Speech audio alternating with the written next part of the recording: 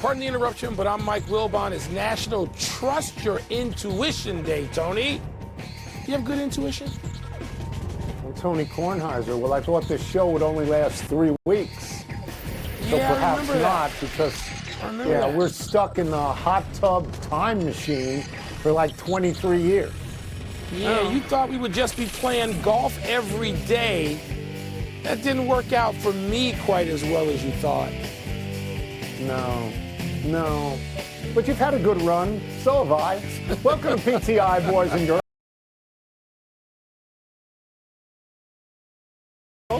In today's episode, the Mavs beat the Thunder, the Nuggets try to win on the road, and the Rangers keep rolling. But we begin today with the Celtics getting hammered at home last night by 24 points by Cleveland. The 24-point margin was all accomplished in the second half, as this game was tied at halftime. Wilbon, do you see this as a repeat of the Heat beating Boston in Game 2 of that series, which turned out to be inconsequential, or does this feel more serious? Tony, I think it's inconsequential. I think it is. I think this is going to go a lot like the Heat series that you just referenced. The problem for me with the Celtics is a couple of problems. One, why do you need to have this be an incentive, this kind of loss at this point of the season? And this is insane. It's okay. You can lose a playoff game. You can throw in a clunker. You can have a bad night. So that means at home, when you're the number one seed in the East and you've won that conference by like 14 games in the regular season, you can lose by 6 or 8. You lose by 20 at home. There could be something more fundamentally flawed there. I don't like the Celtics' obsession with three-pointers. I've talked about this all season. I'm not the only one. The Celtics just seem to say, we're going to shoot 50 of these a night. We don't really care. And I remember the Houston Rockets doing that one year and missing in a playoff game like 27 straight and getting bounced. And so I look at the Celtics and I'm like, you guys are too good. You got the best starting five. You got two of the most versatile players in the league in Tatum and Brown, and they can get to the basket. They pass the ball well enough as a team. They got all the elements. Don't lose by 20 to Cleveland. And it's just inexcusable. Yet, I think it's a one-off. I think that it's not going to mean that much ultimately, Tony, but it's still, to me, a really stupid, inexplicable loss.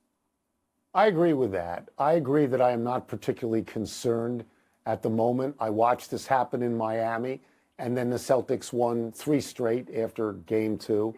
Last night, the Celtics, let me get the numbers, was it 8 for 30? 8 for 35 from 3, which is terrible. And we've seen Boston do this before, and they don't usually do it 2 in a row.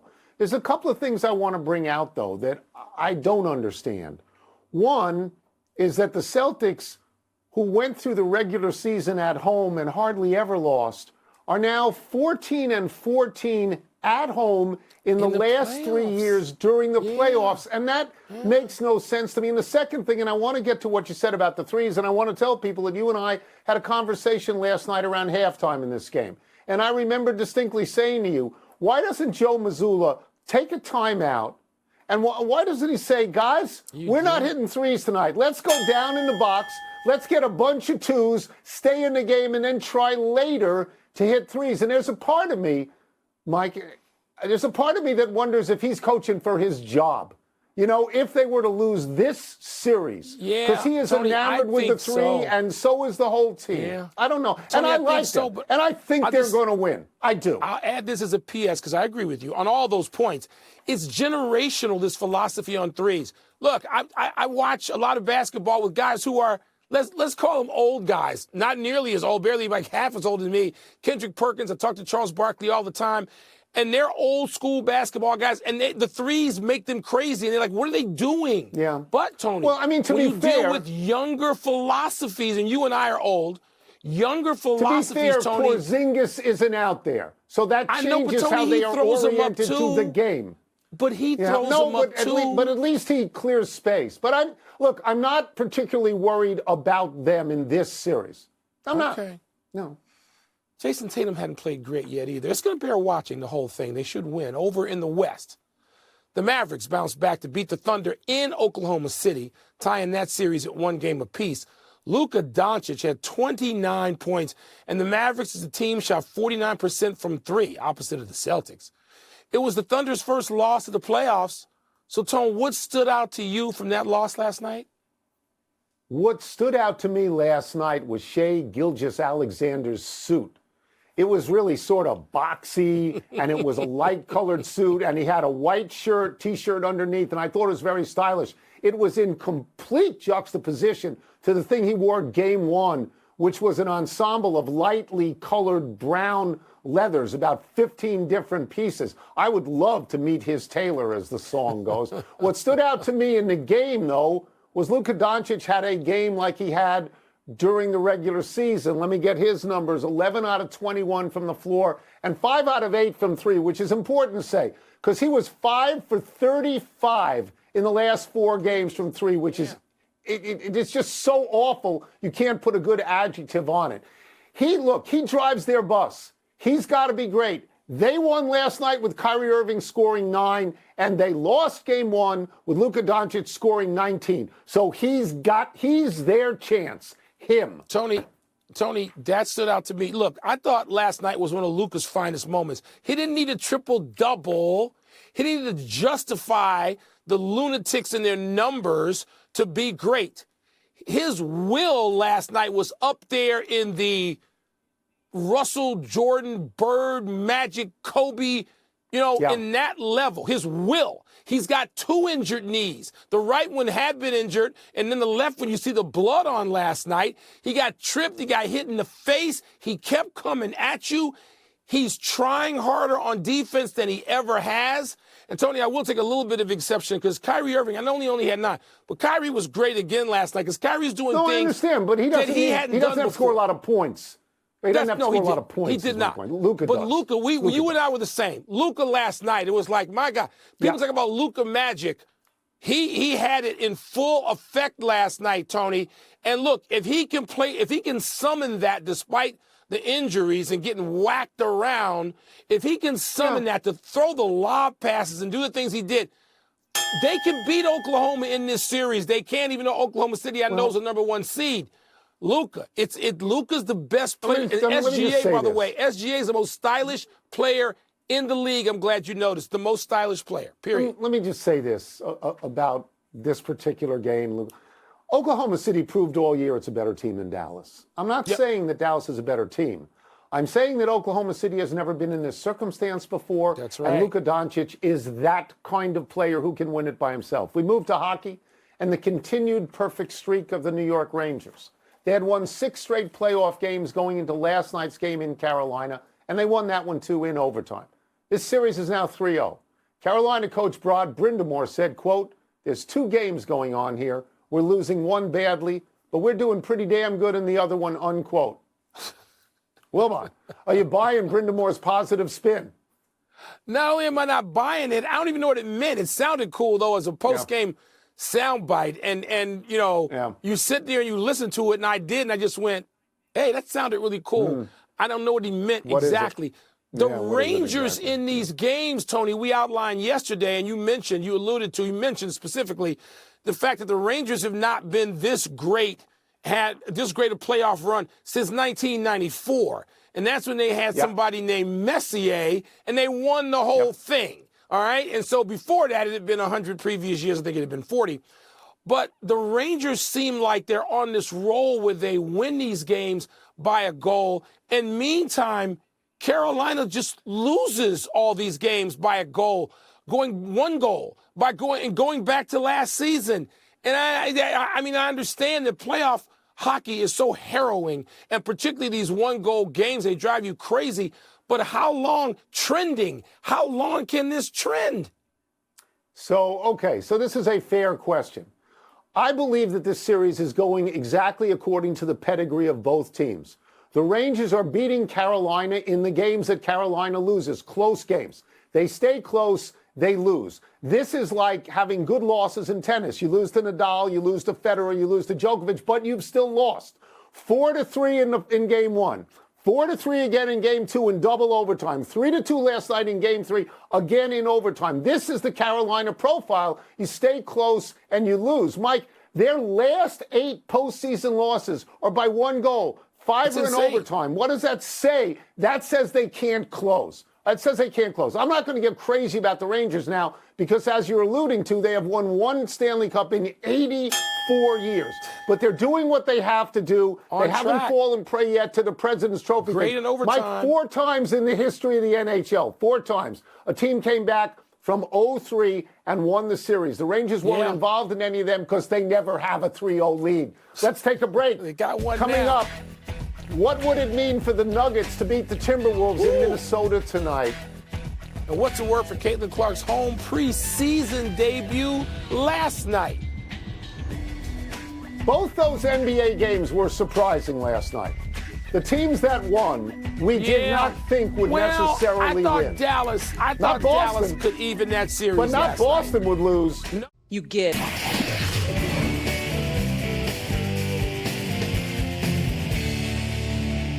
It's time to exchange some words with Wilbon. And what's the word? What's first? It would be blank if the Nuggets beat the Timberwolves tonight. My word is series saving. Because if they go down 0-3, this thing is over. There's no question about that. I mentioned before that in hockey, there have been 4 times, Mike, when a team was down 0-3 and got back and won the series. In the NBA, it has never happened. There have been 4 teams that pushed it to Game 7, but they didn't win. Denver has to win this game tonight. Denver has the current MVP, and Denver has last year's rings. I think that this is pretty much on Jokic tonight because it doesn't look like Jamal Murray is helping him at all. He shot, if I have these numbers right, in the first 2 games, he's shooting only 42%. He shot 59% against the Lakers. He shot 58% on the year. This is his time. This is his game. He's got to do it. Tony, it would have to be ruthless if the Nuggets were to beat the Wolves tonight. Because that's what the Wolves were against the Nuggets in games 1 and 2, and particularly game 2. Ruthless. And Denver's going to have to match that. Tony, I don't think they can. It's rare that I look at a champion, even down 0-2, headed on the road, and think, oh, they have no chance. This is pretty close to a no-hoper. They're going to have to be as ruthless as Minnesota has been. And I don't know that Denver has the personnel for that with Jamal Murray being hobbled. And he's hobbled. He's less than. Look, he's had great series. He's won series. He won the previous series, kind of, with those 2 game-winning shots. But, Tony, I don't know that they have that. Meanwhile, Minnesota is just on Denver. They are systematically destroying them in a way, and it takes on the personality of now their best player, Minnesota's best player, Anthony Edwards. He's ruthless. He is. And Denver's going to have to be that, Tony, but I don't see that happening. Maybe they can get tonight's game, but, man, I'm giving them, like, that much chance. What's next? Caitlin Clark's preseason home debut was blank. It was unwatchable. It was unwatchable by me. I couldn't find it anywhere. Mike, you told me during the game that it was only on if you had WNBA pass. And I said to you, that's insane. What are you doing? This is the most popular athlete in America. People want to see her. Every time she's on television, the ratings spike and set new records. You have to put her out there for free. What is the WNBA doing? You put her out there for free and attract a crowd. You put her out there like bait, and people come back for the next game. The live attendance is a terrible marketing blunder. I know you hate marketing people. It's a terrible marketing blunder. The attendance on this game, live attendance, was 13,000. It's an exhibition game, Mike. Regular season last year, the Indiana team averaged 4,000. The year before that, they averaged 1776, which is great if you're going to fight the British. You don't do this to Caitlin Clark. You make sure you let her be seen by people. Now, I agree with you in principle, but I'm going to go the other way just for the exercise of having a little disagreement here on Pardon the Interruption. First of all, my word is celebratory. That's all it was. It was a celebration of Caitlin Clark. That's what the sport has done justifiably. That's what the league has done justifiably. But, Tony, let me just say this. And you and I did talk about this last night. And I'm going to just veer right for a second. Scarcity does help things. It helps you market. If there's scarcity, particularly now for a preseason game that doesn't count, it builds up, or as you would say, gins up the audience and makes even more people want to watch Caitlin Clark next week when the regular season starts. And then you can show her to everybody on ESPN or whatever television partners there are. That's a nice try. I'm not buying that. And I don't think scarcity, no, like if there's a scarcity of food, I don't think that's good. And I don't think it's good, a scarcity of Caitlin Clark. Put her out there. That's the final word. Let's take one last break. Still to come. The Suns appear to have found a replacement for Frank Vogel. They better find a replacement for that lineup. And the Knicks will be down a key player against the Pacers tonight. Did you like the line about 70-76 and fighting the British? Yes, I knew you were going there, Mr. History. Yeah, Mr. History, not English, but history major. Did you major. ever see that show? That was a Broadway show, 1776. Did you ever see that? I did not see that. I did not see that. And didn't see Caitlin Clark. Happy time, people. Happy 34th birthday, Salvador Perez. The Royals catcher is in his 13th Major League season, all in Kansas City. Perez was the MVP of the 2015 World Series the Royals won over the Mets. Perez is the active leader in home runs by catchers with 254, about 70 homers ahead of Yasmani Grandal, but way behind all-time leader Mike Piazza's 399. Currently, Perez has the fourth highest batting average in the American League at 328 and the sixth highest OPS at 940. Perez is an 8-time All-Star, a 5-time Gold Glove, a 4-time Silver Slugger. And the Royals are a wild card threat under manager and podcast listener Matt Quattraro. Tony, 8-time All-Star. Do you know who's got more than 8 times All-Star at that position as a catcher? Pudge Rodriguez, Yogi Berra, Mike Piazza, Johnny Bench, Carlton Fisk, and Gary Carter. That's it. Yeah. That's the list. What elite company he's put himself in. That's the elite of catchers. Absolutely. It is. It really is. Absolutely. Happy anniversary, Pete Alonso. On this day last year, the Mets slugger deposited a first-pitch hanging curveball into the left field seats in the second inning of a game against Cincinnati. A week later, on the baseball podcast Foul Territory, Alonso admitted that he had mistimed his pregame coffee and realized in the first inning he had a pressing need to go to the bathroom, despite leading off the second. With the urgency growing, Alonso committed to swing at the first pitch he saw, regardless of location. After the home run, he abbreviated his dugout handshakes, going straight to the clubhouse bathroom.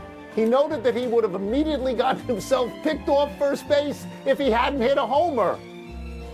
Yeah, I don't need to shake his hand after he comes out of there. A lot of rumors about Alonso going to the Cubs, coming into this season. And Really? It still could happen at the trade deadline. A lot of rumors. I don't know whether they're valid or not. I'd like to have him. I'd build a new bathroom at Wrigley for him just for that. Well, we would call it the Michael Wilbon rest area and let him use it exclusively. Happy trails to the Suns coaching opening. The Athletic was first to report the Suns plan to hire Mike Budenholzer, who coached the Milwaukee Bucks to the NBA championship 3 years ago. Budenholzer, an Arizona native, would replace Frank Vogel, who was canned yesterday after being swept in the playoffs in his only season in Phoenix. If Budenholzer takes this job, he will inherit Kevin Durant, Devin Booker, and Bradley Beal, big stars who couldn't even deliver one win in the playoffs. And my question is, Mike, why would Budenholzer go to work for an owner who has now fired 2 coaches in 2 years, put together a team without a point guard and no apparent chemistry? Because he wants back in. He's got a couple of Hall of Famers on that roster. Look, the roster's flawed, Tony. And Red Auerbach walking in that door wouldn't fix that alone. Phil Jackson, Pat Riley, and none of that. They're going to have to address that roster and get it right, or Coach Bud is not going to have much more of the success than Frank Vogel did. Yeah, well, here's the thing. I mean, they're going to pay him a lot of money. You're going to take that because you get paid a lot of money. And he's an Arizona guy. He grew up there. Yeah, and if this guy fires you quickly, it's not a black mark on you because this guy fires everybody. But what I'm saying is there are going to be enormous expectations because of the names on the roster, and they may not be any good together. That's all I'm saying. Ready? Let's go to the big finish. Roster not good enough. OG Anunoby is out for tonight's Knicks Game 3 at the Pacers. Is that significant? Yes, as great as Brunson is and has been, he can't do it by himself. And Anunoby might be they're certainly their best two-way player. They need him, and they're not going to have him. Dallas Stars almost blew a 4-0 lead last night, but held on to beat the Avalanche. Your thoughts? Yeah, I think the key word is almost. They won the game. I understand in game one, they blew a 3-goal lead and they lost the game. Yeah. But they won this game. I'm thinking, doesn't matter how close the other team came, they didn't win. Baseball's top pitching prospect, Paul Skeens of the Pirates, gets his first big league start against your Cubs tomorrow. Your expectations? I mean, he's 6'6". Every pitch comes out of his hand is 100 miles an hour. But I hate the Pirates, so I got to root against him. Sorry, but he's the guy, apparently. Toronto landed a WNBA expansion team. Is that a big deal? Yeah, I mean, it sounds like a big deal. The Toronto NBA franchise is a model franchise. If you expand and you go to Canada and you bring more people into that league, it's good. Last one. Panthers, Bruins, Oilers, Canucks tonight. Who you got? The Oilers better win. I understand it's in Vancouver and they're down 1-0 to Vancouver. Oilers better win game 2, even that series. And I'm going to take the Panthers to beat the Bruins and go up 2-1, but I'm expecting a 7-game series there, Tony. We're out of time. We will try and do better the next time. Jim Cooney, happy 50th birthday. I'm Mike Wilbon. Have a great weekend, Knuckleheads. You can catch NBA Countdown tonight at 6:30 Eastern. By the way, Roy Campanella and Buster Posey were great, but their careers didn't last all that long. Right. Wish they'd been longer. Are you going to wear a suit like Gilgeous Alexander tonight?